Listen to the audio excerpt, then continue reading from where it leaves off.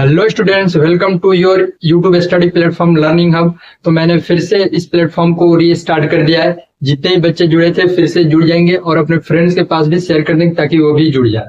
तो आज का जो हमारा टॉपिक है वो है कि मैथ्स का स्ट्रेटेजी कैसे बनाए। बहुत सारे बच्चों को ये प्रॉब्लम्स आता है कि मैथ्स की तैयारी कैसे करें ताकि हम एग्जाम में अच्छा कर सके। तो इन्हीं सारी सब प्रॉब्लम्स को सॉल्व करने के लिए हम आज की इस वीडियो में देखेंगे। तो हमने यहाँ पर बहुत सारे टिप्स, अलग अलग टिप्स हमने लिख रखे हैं। चलिए इन सभी टिप्स को एक एक करके समझते हैं। सबसे पहला हमारा जो टिप्स दे रखा है वो दे रखा है कि फाउंडेशन स्ट्रॉन्ग बनाए। अब ये जो बात यहाँ पर लिख रखा है फाउंडेशन स्ट्रॉन्ग बनाए, तो इसको कैसे हम बना सकते हैं। फाउंडेशन सबसे पहले समझते हैं। फाउंडेशन वो है जो आप जो भी सब्जेक्ट आप पढ़ रहे हो उसको डीपली पढ़ रहे हो, तो वही हमारा फाउंडेशन हो गया। मतलब कि एक एक टॉपिक, एक एक कंसेप्ट आप बढ़िया से पढ़ रहे हो, पूरा मतलब कि डीपली पढ़ रहे हो, वही हमारा फाउंडेशन हो गया। तो अपने फाउंडेशन में बेसिक फॉर्मूले पढ़े होंगे, डिफिनेशंस पढ़े होंगे। एक चीज और इसमें हम डाल सकते हैं,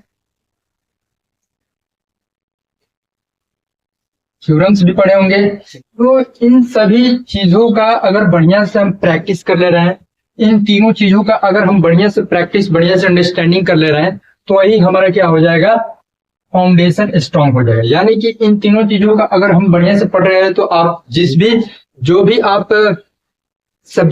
सब्जेक्ट पढ़ रहे हो उस चीज में हम क्या कर सकते हैं, अपना फाउंडेशन स्ट्रांग कर सकते हैं। जो ये बेसिक फॉर्मूले और डिफिनेशन और थ्योरम्स पढ़ ले रहे हैं उनका फाउंडेशन क्या हो जाएगा, स्ट्रांग हो जाएगा। कब होगा, जब आप इस चीज को, इन तीनों चीजों का आप प्रैक्टिस कर लो। सेकेंड हमारा टिप्स क्या आ रहा है, फॉर्मूला एंड थ्योरम्स नोट करें। ये जो हमारी बात आ रही है कि फॉर्मूला एंड थ्योरम्स नोट करें, इसका मतलब ये हुआ मेरे भाई कि जो आप फॉर्मूला जो आप फाउंडेशन में पढ़े हैं, जो फाउंडेशन में आप जो थ्योरम्स पढ़े हैं, उनको किसी दूसरे कॉपी में, मतलब कि एक आप समझ जाओ कि शॉर्ट नोट्स, फॉर्मूला थ्योरम्स, इन दोनों चीजों का आप एक अलग कॉपी में नोट कर लो और उसे डेली 5 से 10 मिनट डेली उसे रिवीजन करो। कितना, 5 से 10 मिनट। अगर उससे ज्यादा अगर आपके पास टाइम मिल रहा है तो और भी आप कर सकते हो। तो मिनिमम आप 5 से 10 मिनट डेली रिवीजन करो, पर डे डेली 5 से 10 मिनट रिवीजन करो उसी कॉपी को, क्योंकि वो कॉपी आगे आपको काम आ सकती है एग्जाम के समय। अगला हमारा क्या दे रखा है, अगला टिप्स क्या है, प्रीवियस ईयर पेपर सॉल्व करें। प्रीवियस ईयर पेपर सॉल्व करें, ये बहुत ही इंपॉर्टेंट टिप्स है। आपको इसको करना बहुत इंपॉर्टेंट है एग्जाम के लिए। अगर भाई मेरे अगर आपको 5 से 10 साल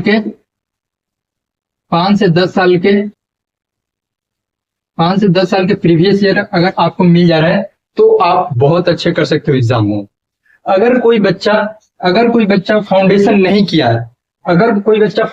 किया है, और 5 से 10 साल के प्रीवियस ईयर को बढ़िया से वो प्रैक्टिस कर ले रहा है, बढ़िया से उसको क्वेश्चन, एक एक क्वेश्चन को सॉल्व कर ले रहा है, तो उसका अच्छा खासा एग्जाम निकल जाएगा, अच्छा खासा एग्जाम दे सकता है अगर वो 5 से 10 साल के प्रीवियस ईयर को पढ़ लेते। क्योंकि प्रीवियस ईयर में क्या होता है कि उसका सब चीज क्लियर हो जाता है, उसका कंसेप्ट क्लियर हो जाएगा, उसका कॉन्फिडेंस बढ़ जाएगा, कॉन्फिडेंस अच्छा हो जाएगा, और जो उसके प्रैक्टिस करने की जो क्षमता है वो बढ़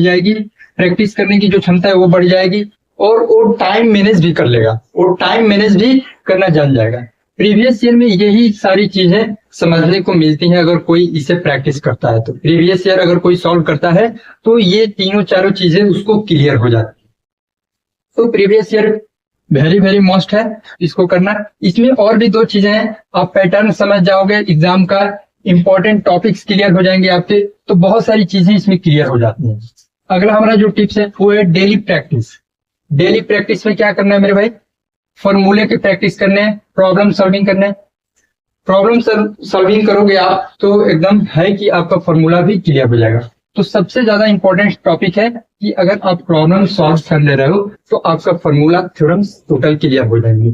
तो ये किस में आ रहा है, डेली प्रैक्टिस में। यानी कि ये आपको डेली करने हैं, डेली प्रैक्टिस करना है। वो भी कैसे करना है मेरे भाई, कंसिस्टेंसी के साथ। ये नहीं कि हम लिख रहे हैं यहाँ पर कुछ और ध्यान कहीं और है, तो ऐसे नहीं हो सकता मेरे भाई। इसके लिए आपको कंसिस्टेंसी बहुत जरूरी है, क्योंकि मैथ्स आपको मालूम है कि बिना प्रैक्टिस के नहीं हो सकता है, उसको रटा नहीं जा सकता है, उसको याद नहीं किया जा सकता है, उसके लिए सिर्फ और सिर्फ प्रैक्टिस इंपॉर्टेंट है। तो इस चीज को आपको ध्यान रखने होंगे। अगला टिप्स हमारा क्या है, टाइम मैनेजमेंट।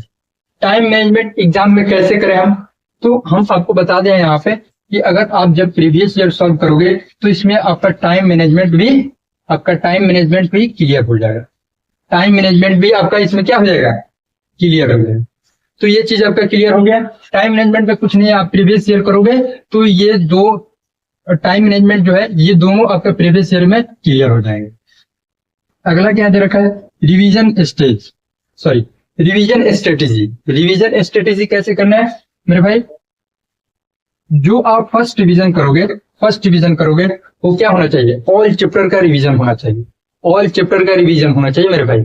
जो आपने फाउंडेशन में जितने भी डीपली आपने पढ़ रखा है उसका आपको क्या करना है, ऑल चैप्टर का जितना आपने पढ़ रखा है फाउंडेशन उसका टोटल फिर से एक बार रिवीजन करना है।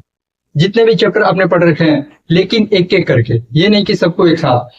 फर्स्ट चैप्टर फर्स्ट रिवीजन बढ़िया से एकदम पूरे के पूरे ऑल चीज, क्योंकि हमारे ख्याल से 6 मंथ में आपका टोटल मैथ्स का हम ओनली बात कर रहे हैं। 6 मंथ में आप मैथ्स का सिलेबस खत्म कर देते हैं 6 मंथ में। उसके बाद आपके पास टोटल 6 मंथ बचते हैं एग्जाम छोड़ करके। 6 मंथ बचते हैं, 6 मंथ में अच्छा खासा आप रिवीजन कर सकते हो। तो फर्स्ट रिवीजन में आपका ऑल चैप्टर का रिवीजन करना है। सेकेंड स्टेज में क्या करना है, सेकेंड रिवीजन में क्या करना है, एग्जाम के ठीक 15 दिन बाद आपको सेकेंड रिवीजन करना है। और उसमें क्या करना है, आपको सिर्फ फॉर्मूले और थ्योरम्स के रिवीजन करना है। अगर आप फॉर्मूले और थ्योरम्स रिवीजन कर रहे हो तो आपका प्रॉब्लम सॉल्विंग हो जाएगा। अगर आप प्रॉब्लम सॉल्विंग कर रहे हो तो ये दोनों आपका क्लियर हो जाएगा। कहीं ना कहीं ये एक दूसरे से अटैच है, तो आप किसी एक चीज को सॉल्व करोगे तो ये दोनों क्लियर हो जाएगा। अगर ये दोनों क्लियर कर रहे हो तो आपका प्रॉब्लम सॉल्विंग क्लियर हो जाएगा।